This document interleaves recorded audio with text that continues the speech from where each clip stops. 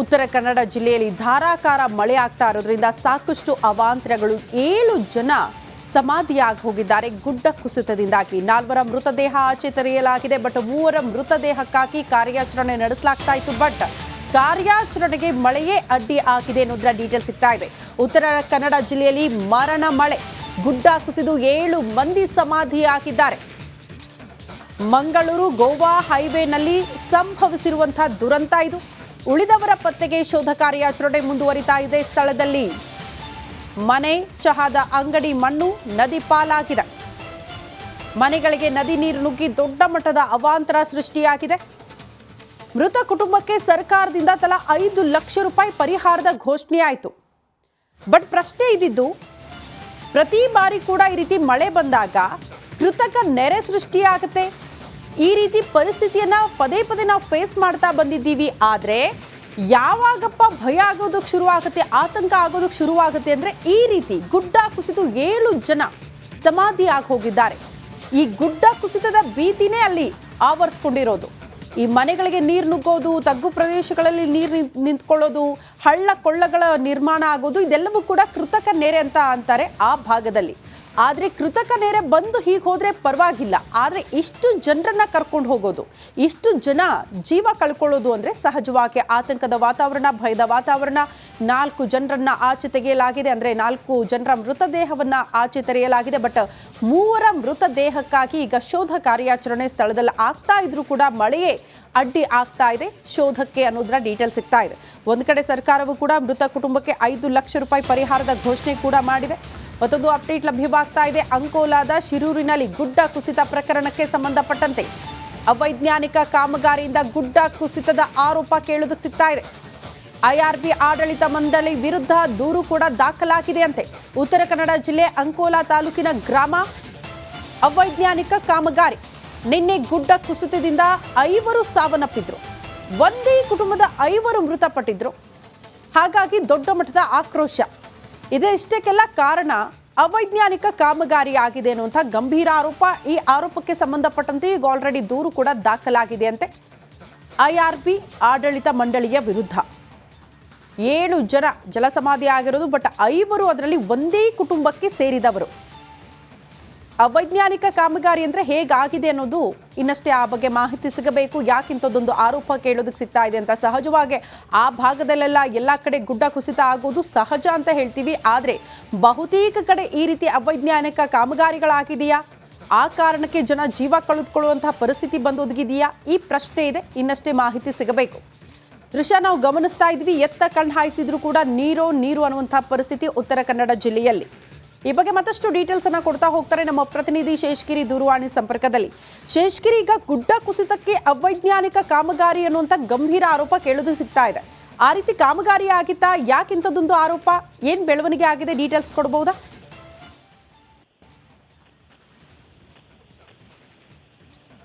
Okay ಸಂಪರ್ಕ ಸಾಧ್ಯ ಆಗ್ತಾ ಇಲ್ಲ ಗಮನಿಸ್ತಾ ಇದ್ವಿ ನಾವು ಈಗ ರಸ್ತೆ ಮೇಲೆ ಸಂಚಾರ ಮಾಡೋದಕ್ಕೂ ಕೂಡ ಆ ಭಾಗದಲ್ಲೆಲ್ಲ ಭಯ ಪಡೋ ಪರಿಸ್ಥಿತಿ ಮಳೆ ಬಂದ್ರೆ ಮಾತ್ರ ಈ ರೀತಿ ಗುಡ್ಡ ಕುಸಿತ ಆಗಿ ರಸ್ತೆ ಬ್ಲಾಕ್ ಆಗೋದು ಅಥವಾ ಮನೆಗಳಿಗೆ ನೀರು ನುಗ್ಗೋದು ಮನೆಯ ಮೇಲ್ಛಾವಣಿಗಳು ಕುಸಿತ ಆಗೋದು ಗುಡ್ಡ ಕುಸಿತ ಆಗಿ ಮನೆಯ ಮೇಲೆ ಬೀಳೋದು ಇಂಥ ದೃಶ್ಯಗಳನ್ನ ನೋಡೋದಕ್ಕೆ ಸಿಗ್ತಾ ಇತ್ತು ಬಟ್ ಈ ಬಾರಿ ಹೇಗಾಗಿದೆ ನೋಡಿ ಗುಡ್ಡ ಕುಸಿತದಿಂದ 7 ಜನ ಜೀವ ಕಳೆದುಕೊಂಡಿದ್ದಾರೆ ಒಂದ್ ಕಡೆ ಸಂಚಾರ ಬಂದಾಗಿದೆ ಅದೇ ಮಾರ್ಗವಾಗಿ ಹೋಗ್ತಾ ಇದ್ದವರ ಮೇಲೆ ಗುಡ್ಡ ಕುಸಿತ ನಿಜಕ್ಕೂ ದೊಡ್ಡ ಮಟ್ಟದ ದುರಂತ ಇದು ಉತ್ತರ ಕನ್ನಡದಲ್ಲಿ ತಗ್ಗಿದ ಮಳೆಯ ಅಬ್ಬರ ಈಗ ಮಳೆಯ ಅಬ್ಬರ ಸ್ವಲ್ಪ ಕಡಿಮೆ ಆಗಿದೆ ಮೋಸ್ಟ್ಲಿ ಕಾರ್ಯಾಚರಣೆ ಈಸಿ ಆಗಬಹುದು ಗೋಕರ್ಣದಲ್ಲಿ ಏಕಾಏಕಿ ಗುಡ್ಡ ಕುಸಿತವಾಗಿದೆಯಂತೆ ರಾಮತೀರ್ಥ ದೇವಸ್ಥಾನದ ಹಿಂಭಾಗ ಕುಸಿತವಾಗಿದೆ ಅನ್ನೋದರ ಡೀಟೇಲ್ ಸಿಗ್ತಾ ಇದೆ ಮತ್ತೆ ಗುಡ್ಡ ಕುಸಿತದಿಂದ ಹೆಚ್ಚಾಗ್ತಾ ಇದೆ ಆತಂಕ ಕ್ಷಣಕ್ಕೂ ಆತಂಕ ಹೆಚ್ಚಾಗ್ತಾ ಇದೆ ನಿನ್ನೆ ಶಿರೂರು ಬಳಿ ಗುಡ್ಡ ಕುಸಿದು 7 ಮಂದಿ ಮೃತಪಟ್ಟಿದ್ರು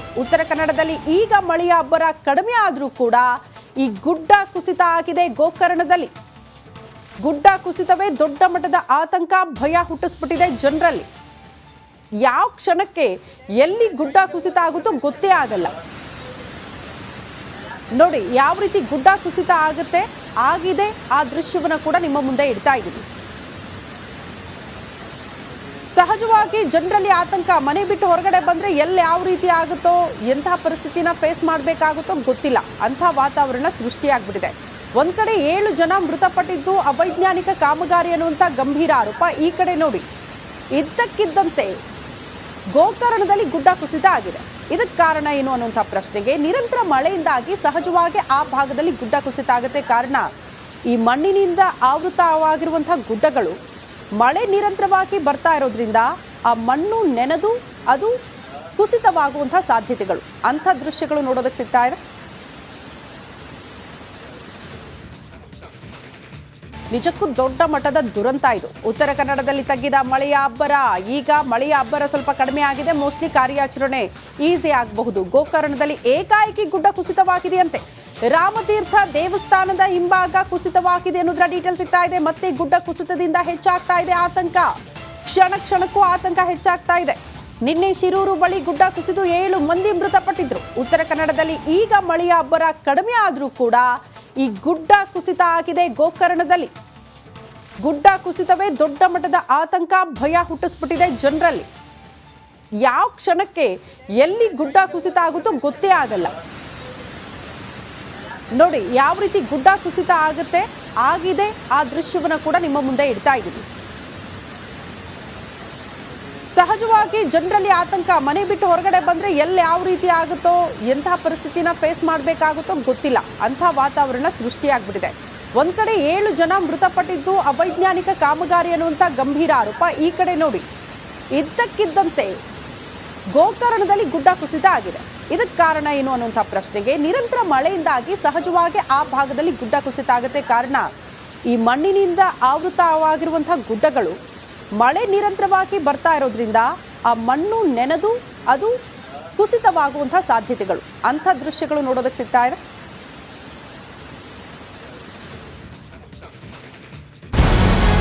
ನಮಸ್ಕಾರ, ಕರ್ನಾಟಕ ಪ್ರೈಮ್ ಟೈಮ್ಗೆ ಸ್ವಾಗತ. ನಾನು ಜಯಪ್ರಕಾಶ್ ಶೆಟ್ಟಿ. ಇಡೀ ಕರ್ನಾಡು ಇವತ್ತು ರೆಬೆಲ್ ಆಗಿ ನಿಂತಿದೆ.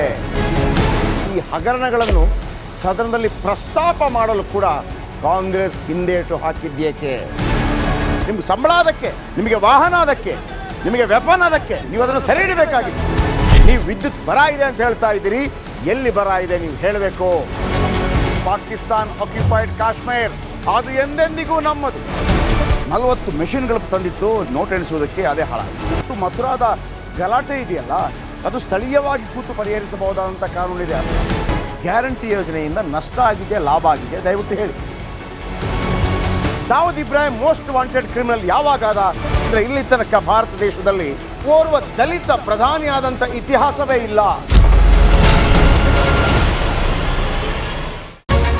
ರಿಪಬ್ಲಿಕ್ ವರ್ಲ್ಡ್ ಆಪ್ ಇದು ಕೇವಲ ಅಪ್ಲಿಕೇಶನ್ ಅಲ್ಲ, ಸಮಗ್ರ ಸುದ್ದಿಗಳ ಸಂಪರ್ಕ ಮಾರ್ಗಕ್ಕೆ ಕ್ರಾಂತಿಕಾರಿ ಬದಲಾವಣೆ.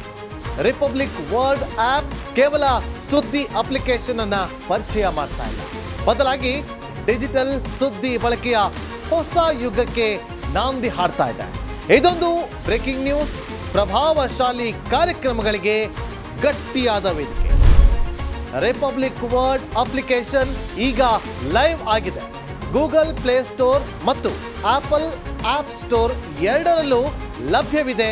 ಈಗಲೇ ಡೌನ್ಲೋಡ್ ಮಾಡಿ.